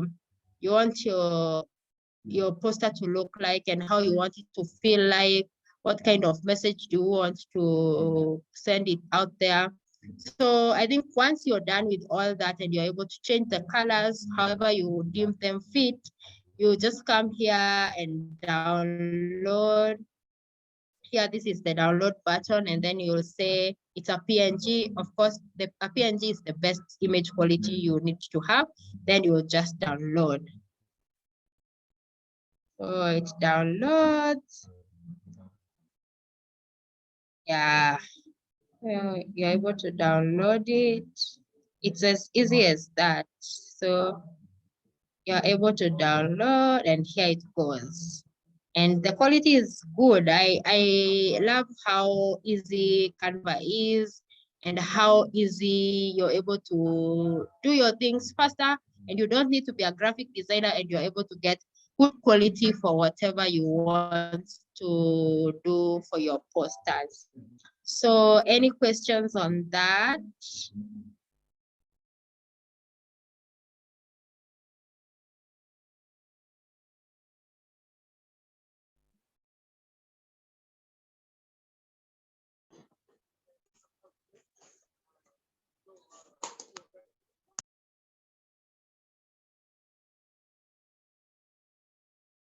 Any questions?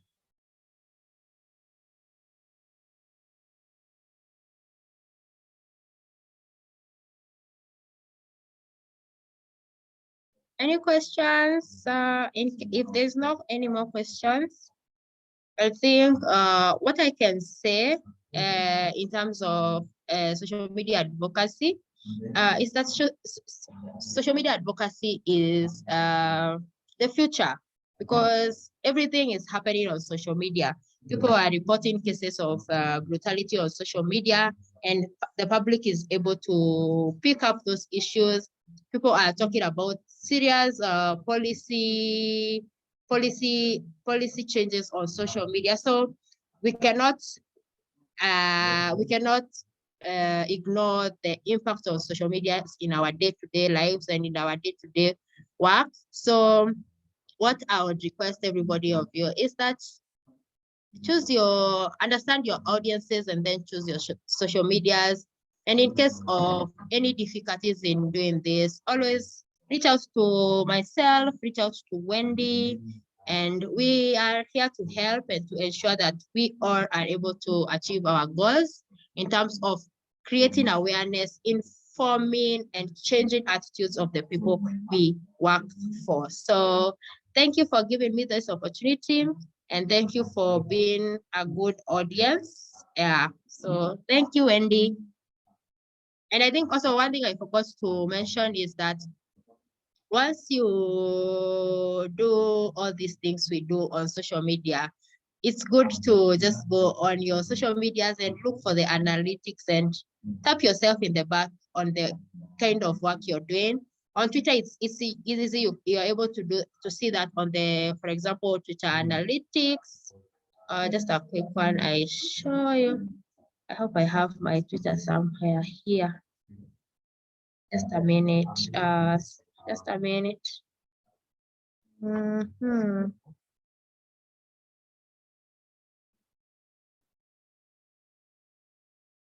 Yes.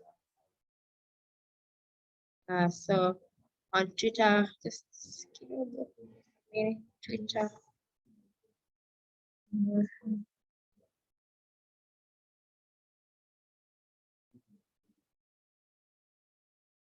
So on Twitter, just let me share. For example, on Twitter, I'll just give you an example. So on Twitter, once you've done, if you just want to see whether the kind of content you're doing is reaching people. So you just go, for example, here more, and you go to analytics, and you're able to see what has been happening. And sometimes the one thing I love about Twitter, it also shows you when you're dilly-dallying. So you can see, like for me, my tweets have gone down with 19% this past 28 days. But you see, my Twitter impressions are high. People who are looking at these accounts have also gone down, but also the mentions are high, and you see the followers are high. So once you look at also these analytics, you're able to know what am I supposed to work on. So you see, for example, myself, it shows that, hey, next week you need to work on the kind of content you're putting out there. Yeah, so, and every social media platform has this analytics. I see Facebook has also improved that you are able to see everything on the go. Yeah, so those are some of the things. They will even, the best thing about the analysis, they're able to inform what you need to work on, what you also be able to understand what kind of content does your audience like. Do they like when you post just text? Do they like when you post images? Do they like the videos? Yeah, because the best thing also about videos, you're able to see the views and all that. So yes, that is all I had. And thank you for giving me this opportunity. And in case of any questions, you can go ahead and ask the questions right now. Thank you.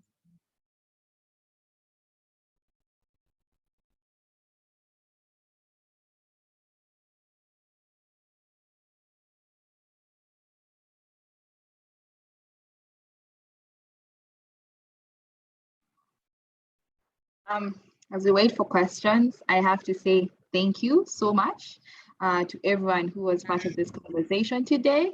I appreciate your patience. I appreciate how engaging you are with the content and the questions that were raised. It was very interesting to see the different sorts of school that we have. And I hope that we have been able to learn at least one or two new things from today's conversation, and that we will continue having this conversation, because social media is evolving, and we can't just say that this specific conversation, we know everything. It's continuously evolving, and we need to have more of these conversations. And feel free to reach out to us. I think when we do an email with the recording for this meeting, we will just leave Sarah's email as well. So in the event that you want to reach out to her, you can be able to do so. So thank you so much. I know we were supposed to finish at 11:30. I appreciate that you stayed the extra 18 minutes. If you don't mind, and if you have the bandwidth, can you just open your video so that we do a photo for our records, and we can share with you as well. It's nice to see you, Beatrice. Good. Yeah, it's nice to be seen. Marina, Esther. Yay. Sarah.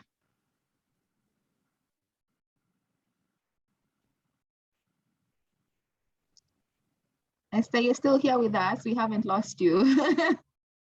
One We more have minute. IPDK.